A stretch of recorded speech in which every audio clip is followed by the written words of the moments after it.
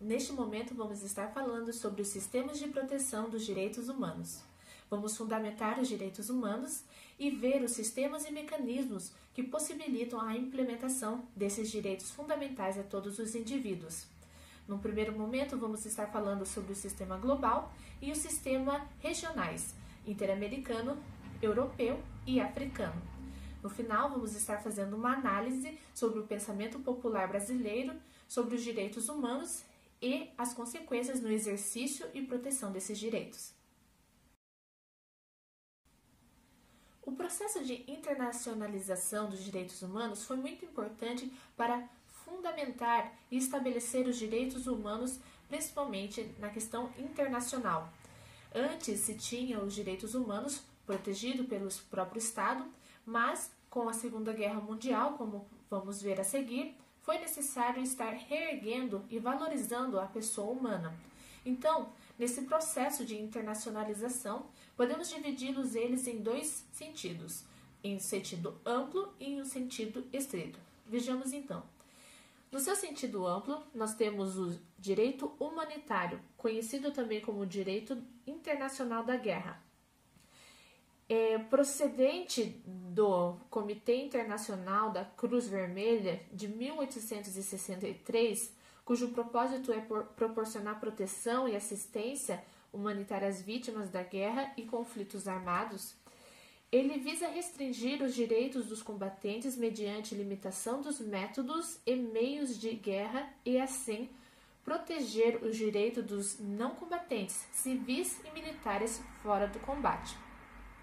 O segundo precedente que podemos ver é da Liga das Nações. A criação da Liga das Nações pelo Tratado de Versalhes, em 1919, após a Primeira Guerra Mundial, teve a finalidade de promover a cooperação, paz e segurança internacional, condenando agressões externas contra a integridade territorial e a independência política dos seus membros.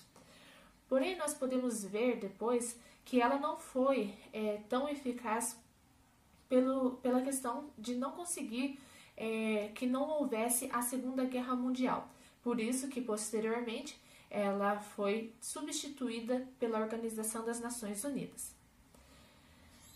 Ela foi um grande precedente porque ela também implementou e colocou a pessoa humana como destaque, como centro. Através da união desses estados, né, nessa carta, foi possível, então, que os direitos humanos a pessoa humana fosse reerguida, valorizada, e os estados que antes tinham um amplo poder sobre os direitos e proteção dos indivíduos, agora se traz também uma proteção dos direitos humanos, da pessoa humana, num cenário internacional. Então, ela foi um grande precedente, principalmente nisso. Uma das questões a se destacar foi, por exemplo, a forma que ela agiu com a grande quantidade de imigrantes que estavam ocorrendo na época, pelo passaporte de Nansen, onde possibilitou que esses migrantes pudessem transitar livremente, né, entre os países partes, os estados que participavam, e também se estabelecer neles. Vejamos então o terceiro precedente. O terceiro precedente, também muito importante, foi justamente a OIT, Organização Internacional do Trabalho, com o objetivo de estabelecer critérios básicos de proteção ao trabalhador, regulando sua condição no plano internacional, tendo em vista assegurar padrões mais condizentes de dignidade e de bem-estar.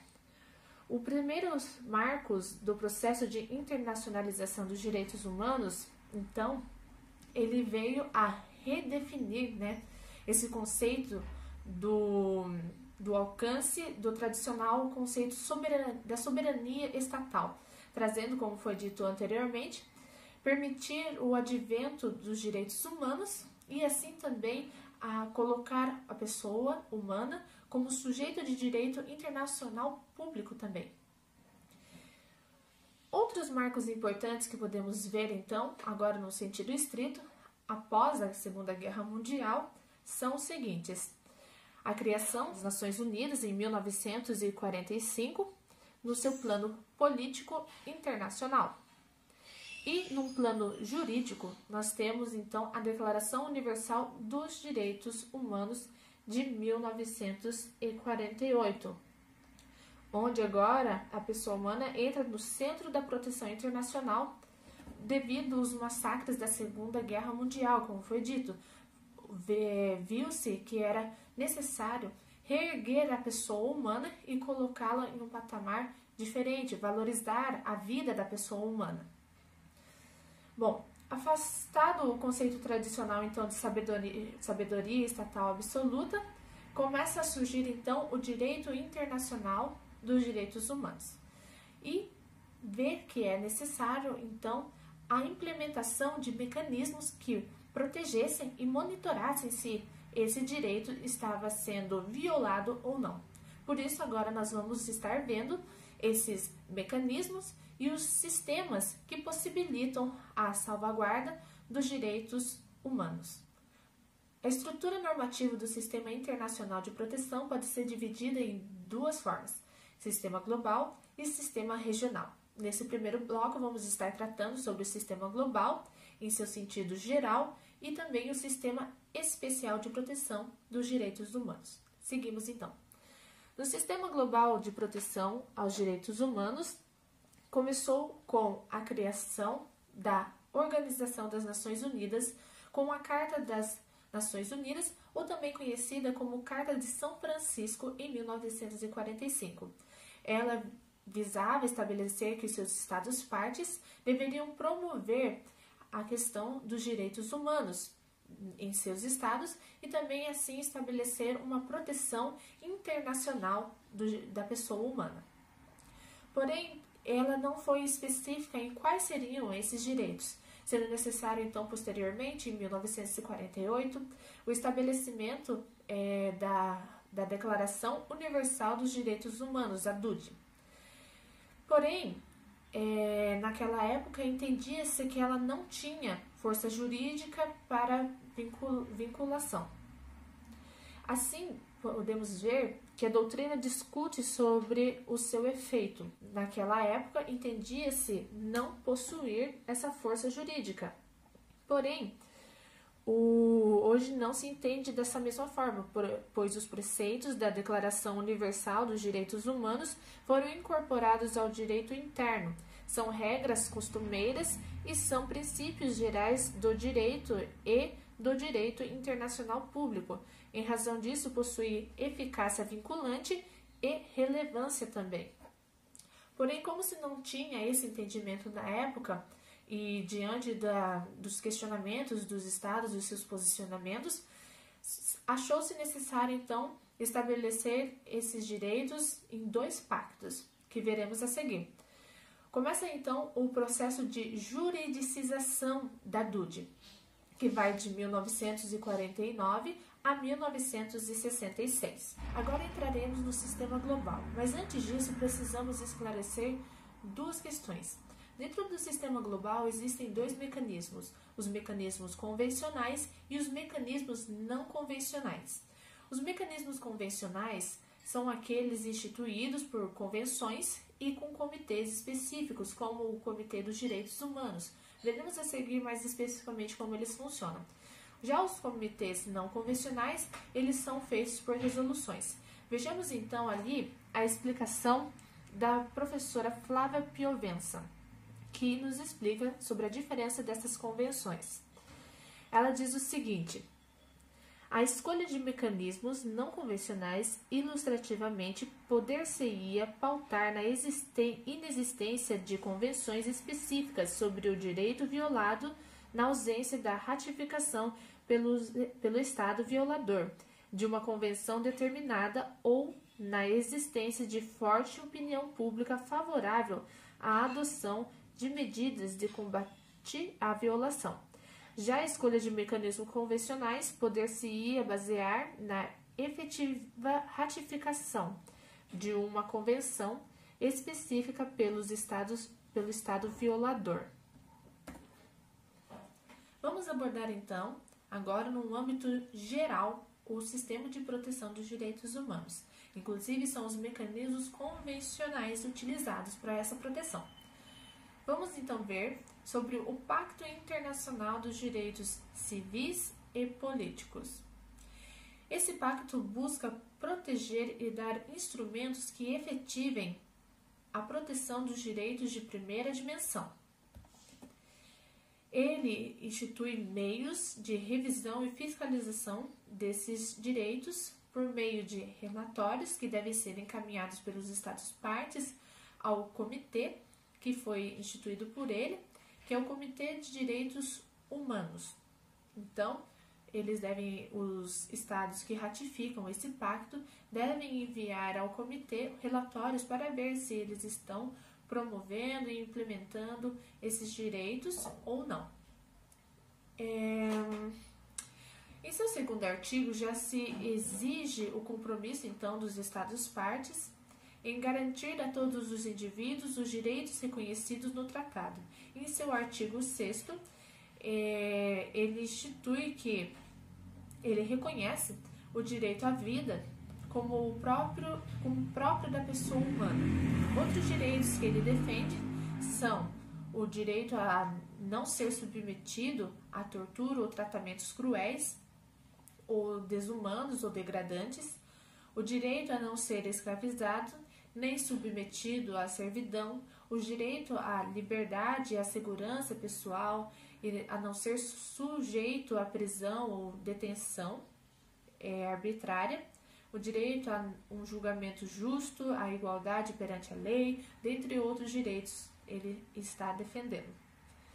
Devemos ressaltar que o PIDCP ele permite a pena de morte unicamente aos casos de delitos mais graves e em conformidade com as leis em vigor no país.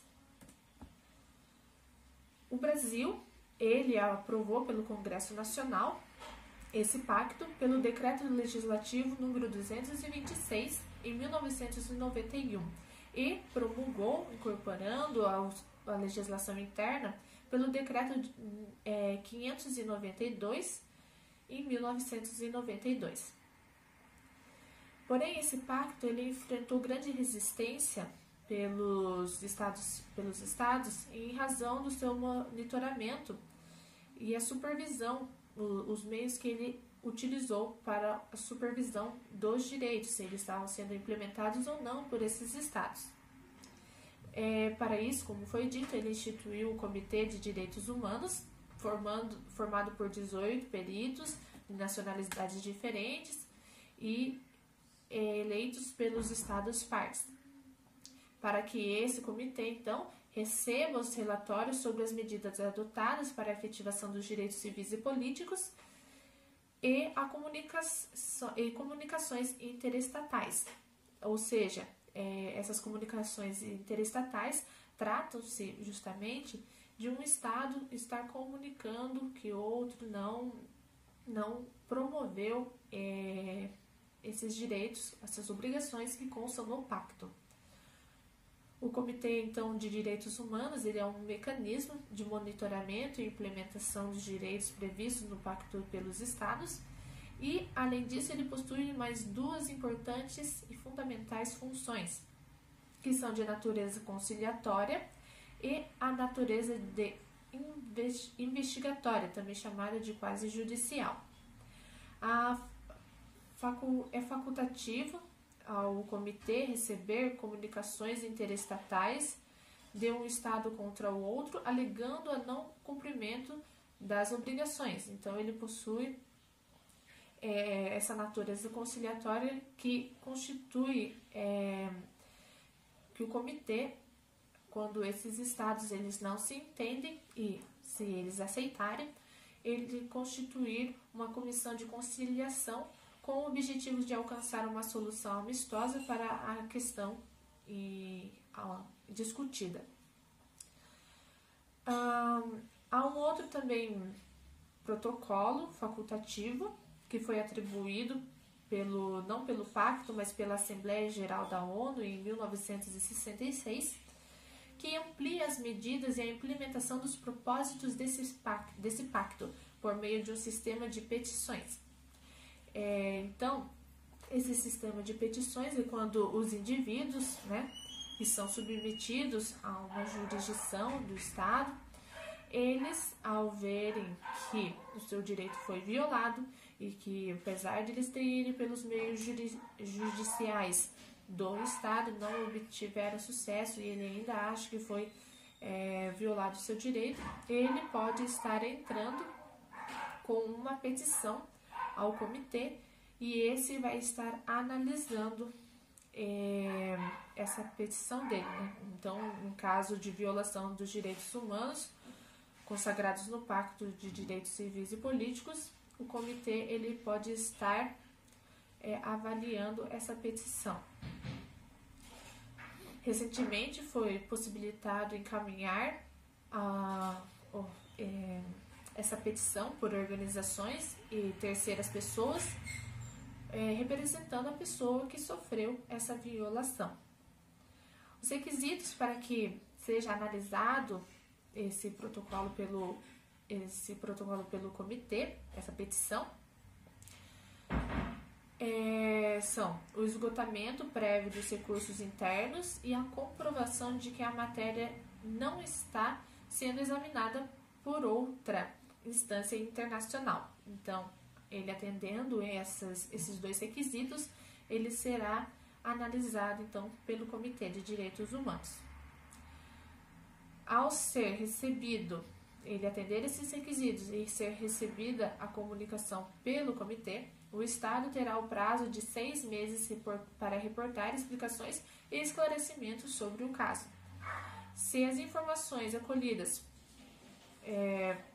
forem consideradas, então será proferida uma decisão pelo voto da maioria dos membros e declarada a violação como determina a obrigação do Estado, né? Então, além de declarar que foi realmente violado esse direito, ele vai obrigar o Estado reparar a violação cometida e adotar medidas que promovam a estrita observância do pacto. Essa decisão, importante ressaltar, ela não possui força obrigatória ou vinculante, no sentido de uma sanção estritamente jurídica, mas no âmbito internacional, a condenação do Estado enseja consequências de caráter principalmente políticos. Então, de coerção psicológica ao Estado, tendo então ele um constrangimento político-moral perante os outros Estados, pelo descumprimento da responsabilidade internacional, certo? Um segundo protocolo facultativo do pacto foi relativo à abolição da pena de morte. Quanto a isso, o Brasil ele fez uma salvaguarda, como é possível ver no artigo 5º da Constituição Federal, onde ele possibilita, assegura a aplicabilidade de pena de morte em caso de guerra declarada. Em caso de guerra declarada, então, é possível a pena de morte. Vejamos então agora o Pacto Internacional dos Direitos Econômicos, Sociais e Culturais. Esse pacto ele foi constituído em 1966 e entrou em vigor em 1976. Ele criou obrigações legais aos Estados-partes, exigindo responsabilidade internacional. Ele abrange direitos de segunda dimensão, estabelecendo deveres endereçados aos Estados. Ele preocupa-se com a efetivação dos direitos econômicos, sociais e culturais de forma progressiva. Então, é vedado o retrocesso ou a inércia continuada da implementação dos direitos sociais. Então, o retrocesso ou a redução de políticas públicas voltadas a garantias de tais direitos, ele é proibido, é vedado. Então, diferente do primeiro pacto, que fala sobre a efetivação, a implementação daqueles direitos civis e políticos, aqui há, então, a implementação e efetivação desses direitos de maneira progressiva. Então, institui o pacto que deve ser implementados esses direitos da melhor forma possível, e usando de todos os recursos necessários, os recursos que o Estado possui, para que esses direitos sejam efetivados, e utilizando-se também da ajuda e cooperação internacional.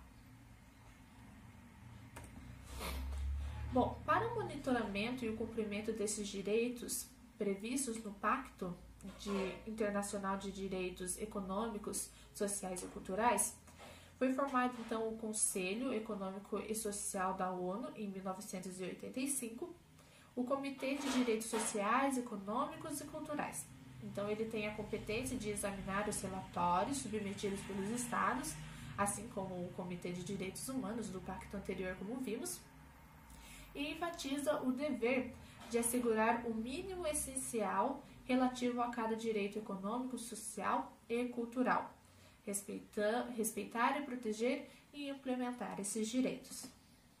Bom, é previsto também, só que apenas em 2008, o sistema de petições, onde é habilitado a apreciação do comitê, petições individuais por pessoas ou grupos de pessoas, em caso de alegação da violação dos direitos econômicos, sociais e culturais, bem como são admitidas a comunicações interestatais ao comitê. Reclamações são admitidas, então, essas reclamações feitas por um Estado contra o outro por não cumprimento das obrigações do pacto.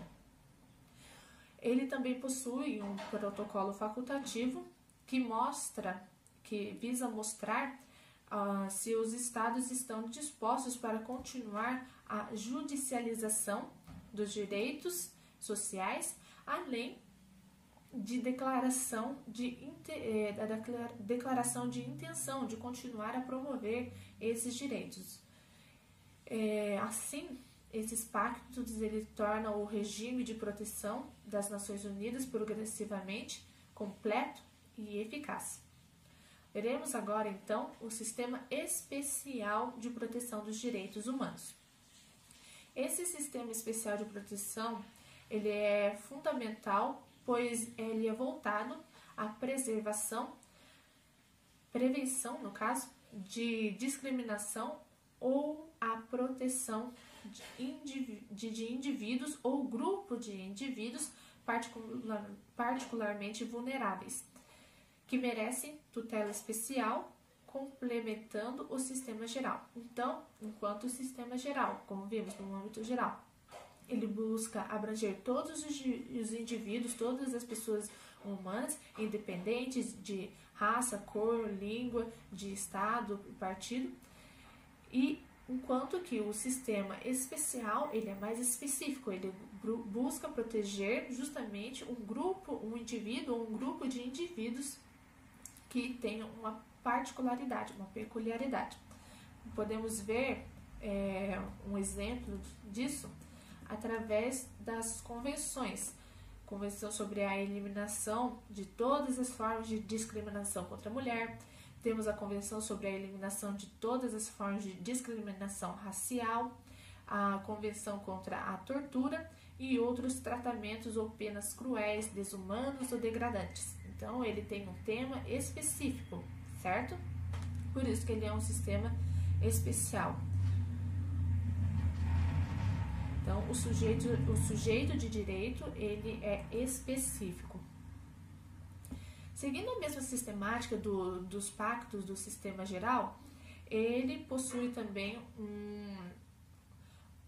uma sistemática de relatórios, certo? Elaborado pelos estados, que deverão ser encaminhados aos comitês específicos e eles possuem convenções internacionais específicas. Então, como foi citado, essas convenções específicas, os estados vão estar aderindo ou não. Ele também possui, além dos relatórios, as comunicações interestatais e petição ou comunicação individual, por meio de cláusula facultativa ou protocolo facultativo pela convenção. Essa convenção, cada convenção ela tem um comitê responsável pelo monitoramento dos direitos constantes na convenção, e conforme essas características é possível escolher como foi apresentado, conforme as características específicas dos pactos, e desses sistemas especiais, é possível escolher o melhor instrumento internacional de proteção de cada caso específico, tendo em consideração pertencer ou não o Estado violador a uma convenção determinada. Então, como foi dito, os mecanismos eles podem ser convencionais ou não convencionais, e diante de todos esses sistemas de proteção, esses mecanismos utilizados, é possível averiguar qual o mecanismo, instrumento que será utilizado para defender e assegurar esses direitos humanos, esses direitos fundamentais, certo? Dependendo se o Estado está fazendo parte desse pacto, dessa convenção ou não. De qualquer forma, o sistema internacional de direitos humanos, ele buscará estar protegendo e promovendo de alguma forma a proteção e a dignidade da pessoa humana. Então, aqui nós trouxemos, para finalizar, um esquema de como podemos entender a forma, o sistema global. Vejamos então, o sistema global, ele é dividido em sistema geral e sistema especial. Esse sistema geral, ele possui mecanismos convencionais e mecanismos não convencionais, ou conhecido como extraconvencionais. Os mecanismos convencionais, eles possuem o Pacto Internacional dos Direitos Civis e Políticos e o Pacto Internacional dos Direitos Econômicos e Sociais e Culturais. O Pacto Internacional dos Direitos Civis e Políticos, ele possui um Comitê de Direitos Humanos que analisa os relatórios e também recebe comunicações interestatais. Ele possui um protocolo facultativo que institui os sistemas de petições e também um protocolo sobre a abolição da pena de morte. O Pacto Internacional dos Direitos Econômicos, Sociais e Culturais, ele possui um Comitê de Direitos Econômicos, Sociais e Culturais, que recebe também relatórios e comunicações interestatais. Possui também protocolo facultativo e sistema de petições, que foi apenas em 2008 implementado. Já nos mecanismos não convencionais, nós temos as resoluções elaboradas por órgãos das Nações Unidas. No sistema especial, nós temos a convenção e comitê específicos. Então, são feitas aquelas convenções como citadas e cada uma delas tem um comitê específico. Ele também tem um monitoramento por meio de relatórios, comunicações interestatais e também tem petição ou comunicação individual por meio de cláusula ou protocolo facultativo. Então, este é o sistema global. Eu espero que vocês tenham entendido nesse primeiro bloco e a seguir vamos estar vendo sobre os sistemas regionais.